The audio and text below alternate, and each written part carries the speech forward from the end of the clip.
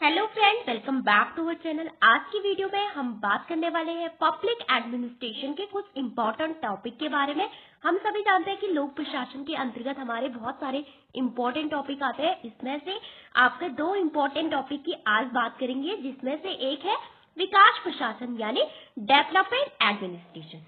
जब हम स्वतंत्र हुए तो हमने क्या क्या चुनौतियां फेस की अपने प्रशासन को अच्छे तरीके से डेवलप करने के लिए। हमारे सामने क्या क्या चुनौतियां थी, उसके बाद बात करेंगे आपके तुलनात्मक लोक प्रशासन। तुलनात्मक शब्द आपने बहुत बार सुना होगा कंपैरेटिव पॉलिटिक्स में, जहाँ पे जो एरिस्टोटल होते हैं वो भी आपके 158 देशों के संविधान की तुलना करते हैं। वैसे ही जब हम तुलनात्मक लोक प्रशासन की बात करते हैं तो एक देश में आपका प्रशासन कैसे चल रहा है, सपोज अमेरिका में प्रशासन कैसे चल रहा है, उसकी तुलना करना आपने भारत में प्रशासन कैसे चला है। जब हम इन दोनों देशों की तुलना करेंगे तो बहुत सारे ड्रॉबैक यानी दोनों देशों में हमें बहुत सारी कमियां का पता चलेगा, बहुत सारी अच्छाइयां इनके प्रशासन में क्या क्या है उसका पता चलेगा, जिससे कि हम अपने देश में एक अच्छा सा मॉडल करें, विकसित कर सके, हम अपना प्रशासन जो है अच्छे तरीके से आपका चला सके। तो उसको कहा जाता है आपका तुलनात्मक लोक प्रशासन, comparison one countries to another countries. कहा किसकी, लोक प्रशासन की, प्रशासन की। ओके, तो दूसरा हमारे पास अब हम बात करते हैं कि विकास प्रशासन क्या होता है। तो सबसे पहले बात करते हैं कि विकास प्रशासन के जो जनक है वो कौन है। तो इनके जो जनक है उनका नाम है आपका जॉर्ज गैंट, जो कि वेस्टर्न थिंकर है मेनली। उसके बाद एडवर्ड विटनर का नाम आपने बहुत बार सुना होगा, इनकी परिभाषा जो कि आपके एग्जाम में बहुत बार पूछी गई है। इसके अलावा बात करेंगे इंडिया के सेंस में, तो भारत के एक सिविल सर्वेंट हुआ करते थे। उन्होंने बोला कि हमारा जो सोशो इकोनॉमिक कल्चर जो मॉडल है वो आपका वेस्ट से डिफरेंट है। तो भारत के संदर्भ में इसका प्रयोग किसने किया था, विकास प्रशासन का। तो सिविल सर्वेंट कौन थे, यूएल गोस्वामी जी। उन्होंने एक लेख लिखा था, तो वहां पे वो बताते हैं आपका किसके बारे में, विकास प्रशासन के बारे में। उसके अलावा तुलनात्मक लोक प्रशासन के बाद आपने सुना होगा एक ग्रुप बना था तुलनात्मक लोक प्रशासन करके। तो वहां पे आपका कौन आता है, रिक्स, जो कि बोलते हैं आपके पारिस्थितिक से इकोलॉजिकल अप्रोच की बात भी करते हैं, कौन, रिक्स। इसके अलावा जानेंगे कि कैसे ये डेवलप हुआ, कैसे इसकी उत्पत्ति हुई। क्या होता है आपका 1945 में सेकेंड वर्ल्ड वॉर आपका खत्म होता है, यानी द्वितीय विश्व युद्ध खत्म होता है। उससे पहले दुनिया में दो सुपर पावर हुआ करती थी, कौन, ब्रिटेन और फ्रांस। आपने सुना होगा कि ब्रिटेन और फ्रांस का जो बहुत सारे उपनिवेश थे दुनिया में, जैसे कि बहुत सारी एशियन कंट्रीज इनकी उपनिवेश थी, बहुत सारी अफ्रीकन कंट्रीज जो थी इनकी गुलाम थी।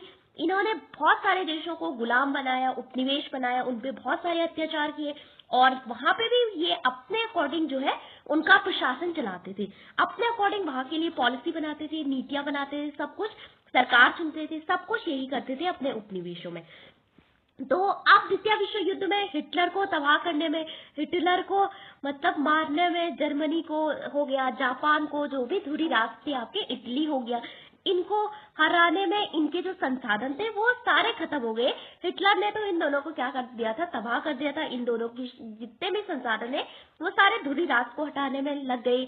अब इनके पास क्या हुआ, आपका संसाधन बहुत कम मात्रा में बचे थे, और इनके जो उपनिवेश थे वहां पे भी जो राष्ट्रवाद था वो आपका क्या हो रहा था, चरम पे पहुंच रहा था। वहां का जो नेशनलिज्म था वो आपका चरम पे पहुंच रहा था। वो बोल रहे थे कि हमें अब स्वतंत्रता दे दो, हमको आपके अंडर नहीं रहना है, हमें अपना प्रशासन जो है खुद से चलाना है, हमें अपने देश को खुद से चलाना है। और वहां से वो क्या कर रहे थे, सारे जितने भी गुलाम देश थे वो विद्रोह कर रहे थे। तो जैसे कि हम सभी जानते हैं कि इंडिया को भी काफी लंबा समय लगा आजादी प्राप्त करने में। तो द्वितीय विश्व युद्ध के बाद 1945 के बाद 1946 में एक नौसैनिक विद्रोह होता है। उसके बाद 1947 में जाके हमें विभाजन के साथ आपका आजादी मिलती है, यानी दो देश बनते हैं, एक था पाकिस्तान, दूसरा था इंडिया। इसके बाद आपका क्या होता है, 1948 में श्रीलंका भी आजाद होता है, वहां पे सिविल वॉर चलता है। उसके बाद श्रीलंका को भी इंडिपेंडेंस मिल जाता है। उसके बाद चाइना में भी सेम सिविल वॉर चल रहा था, दो दलों के बीच, दो पार्टियों के बीच, दो गुटों के बीच, जो कि बाद में चांग काई शेक जो कि कहाँ भाग जाते हैं आपके ताइवान नहीं, ताइपे भाग जाते हैं, और वहां पे फार्मोसा जो द्वीप है वहां पे भाग जाते हैं। तो बोलते हैं कि असली ताइवान जो आज भी कहाँ पे है, वहीं पे है असली चाइना। तो बहुत सारे देशों में सिविल वॉर चल रहा है, इन्होंने आजादी प्राप्त कर ली थी, तो बहुत सारे जो अफ्रीकन नेशन थे उन्होंने भी आजादी प्राप्त कर ली थी। अब इन सभी के सामने एक समस्या थी, वो क्या थी? प्रशासन की। ये अपना प्रशासन का जो मॉडल है वो कैसे अपनाए, अपने प्रशासन को कैसे विकसित करे। इन्होंने जो भी अपने प्रशासन को विकसित करने में जितनी भी चुनौतियां इन्होंने फेस की, उसको कहा जाता है विकास प्रशासन। कैसे प्रशासन का विकास हुआ? तो उत्तर औपनिवेशिक देशों में जो प्रशासन है उसके विकास की शुरुआत कैसे हुई, इस कारण से विकास प्रशासन का शब्द का प्रयोग किया जाता है। मेनली कब आया? 1950 में, उत्तर औपनिवेशिक जो कंट्रीज थी उनके सेंस में।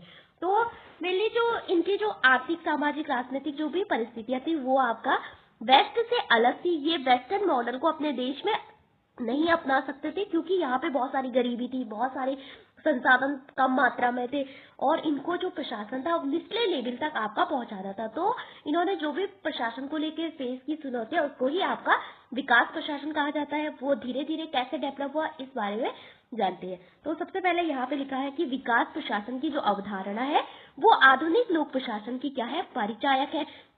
और द्वितीय विश्व युद्ध के पश्चात क्या होता है? बहुत सारे नव स्वतंत्र जो राज्य होते हैं, खासकर देश, पॉलिटिकल साइंस की भाषा में देश के लिए राज्य शब्द का प्रयोग किया जाता है, आप सभी जानते होंगे।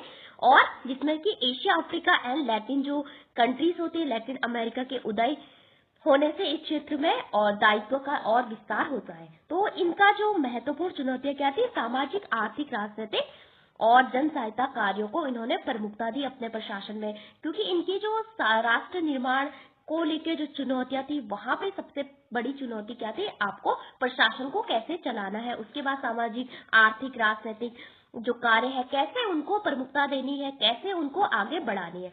तो ऐसा प्रशासन उनको चुनना है जिससे कि उनके सरकार और जो नागरिक है उनकी जो दूरी है वो क्या हो सके? आपके कम हो सके। तो विकास प्रशासन किसकी बात करता है? कि जो नव स्वतंत्र जो राष्ट्र है वहां पे प्रशासनिक ढांचा में सुधारों के लिए विकसित देशों के प्रशासन से तुलनात्मक अध्ययन पे ये जोर देता है। जब हम तुलना करते हैं एक देश की दूसरे देश से, तो उसको कहा जाता है आपका तुलनात्मक लोक प्रशासन। तो तुलनात्मक लोक प्रशासन का जो करने का श्रेय किसको दिया जाता है? आपका रिक्स को दिया जाता है। कब से? 1960 से आपकी तुलना की जाने लगी, 1950 से आपका विकास प्रशासन आया। उसके बाद कुछ और जान लेते। तो भारत में इसका प्रयोग किसने किया? यूएल गोस्वामी ने। इन्होंने ये एक लेख लिखा, एक ऐसे लिखा, उसका नाम क्या था? The structure of public administration in India. बहुत बार आपका पूछा गया है। कब लिखा? 1955 में लिखा, जहां पे इन्होंने भारत में प्रशासन के बारे में बात की। ये एक सिविल सर्वेंट है, क्योंकि ये बोलते हैं कि भारत की जो परिस्थितियां है, सामाजिक, आर्थिक, सांस्कृतिक, वो सारी क्या है? वेस्ट से अलग है, और हमें अपना प्रशासन इस तरीके से डेवलप करना है अपने अकॉर्डिंग, अपनी परिस्थितियों के अकॉर्डिंग, जिससे कि जो सरकार है और जनता है उनके मध्य की दूरी क्या हो सके? आपकी कम हो सके। और वेस्ट में जो विकास प्रशासन है उसकी व्याख्या जो है बहुत पहले से ही बहुत सारे अमेरिकी के विद्वान हैं उनके द्वारा की जाने लगी। जैसे कि एक विकासशील राष्ट्रों में प्रशासन किस प्रकार से चलता है उसका परीक्षण करने के लिए अमेरिका में क्या हुआ? आपका American society for public administration के अंतर्गत एक तुलनात्मक प्रशासनिक समूह का गठन भी किया गया था। 1960 में हमने बता दिया।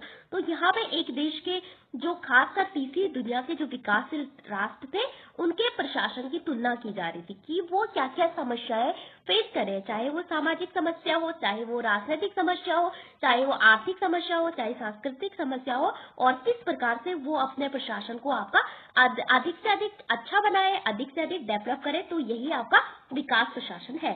तो इन समूह का अध्यक्ष कौन था? जो ये समूह बना था उस समूह का नाम क्या था आपका?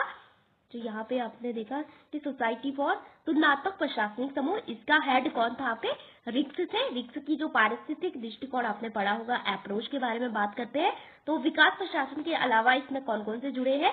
तो जॉर्ज गैंट जो कि इनके जनक है, इसके अलावा वाइटनर, एडवर्ड वाइटनर की एक परिभाषा जो कि हर बार पूछी जाती है, वो बोलते हैं कि विकास प्रशासन को एक क्रियान्मुख, लक्ष्य उन्मुख यानी action oriented and goal oriented बनाने की बात किसने की? एडवर्ड वेटनर ने। ओके। इसके अलावा कुछ अन्य जैसे कि रिक्स हो गया एंड मॉन्टगोमरी हो गया, ये सारे किससे जुड़े हैं? विकास प्रशासन के। तो हमने समझा कि विकास प्रशासन क्या है, विकास से संबंधित प्रशासन भी इसको कहा जाता है, और हम किस प्रकार से अपना प्रशासन को डेवलप करें अपने देश की परिस्थितियों के अकॉर्डिंग, यही आपका विकास प्रशासन था। तो विकास प्रशासन के मुख्य उद्देश्य क्या थे? कि विकासशील देशों में राष्ट्र निर्माण की प्रक्रिया में सहायता करना और तेजी लाना, ये इसका मुख्य उद्देश्य था कि नेशनल बिल्डिंग में किस प्रकार से हम सहायता करें। दूसरा था नव स्वतंत्र जो देश अभी अभी स्वतंत्र हुए थे, जो उत्तर औपनिवेशिक राष्ट्र थे, उनकी जो सामाजिक परिवर्तन वहां पे हो रहा था, तो किस प्रकार से वो अपना प्रशासन अपनाए, ये भी महत्वपूर्ण था। इसके अलावा उन देशों में आपने सुना होगा कि किस प्रकार से हम जो प्रशासन है उसको अच्छे से डेवलप करें। जैसे कि द्वितीय विश्व युद्ध के बाद क्या होता है कि जो बहुत सारी यूरोपियन कंट्रीज थी वो गरीब हो जाती है, बहुत युद्ध में उनको बहुत नुकसान होता है, और अमेरिका एक घोषणा करता है मार्शल प्लान, इन सबको कम्युनिज्म से बचाने के लिए। तो दुनिया में उन्होंने बहुत सारे ऐसे ऐसे कार्य किए, तो ये भी आपका विकास प्रशासन को डेवलप करने में महत्वपूर्ण भूमिका आपके निभाते हैं। तो ये था आपका विकास प्रशासन। उसके बाद अगला टॉपिक में हम पढ़ेंगे जो मिन्नो ग्रुप कॉन्फ्रेंस हुई आपकी 3, उसके बारे में, मिन्नो ग्रुप सम्मेलन। उसके बाद तुलनात्मक लोक प्रशासन के बारे में बहुत अच्छे से पढ़ेंगे कि कब आया, क्यों आया। इसके अलावा बहुत सारी बुक्स है उससे रिलेटेड। तो ये एक छोटा सा इंट्रो था आपका विकास प्रशासन का, कि विकास प्रशासन आपका क्या है। तो thank you for watching this.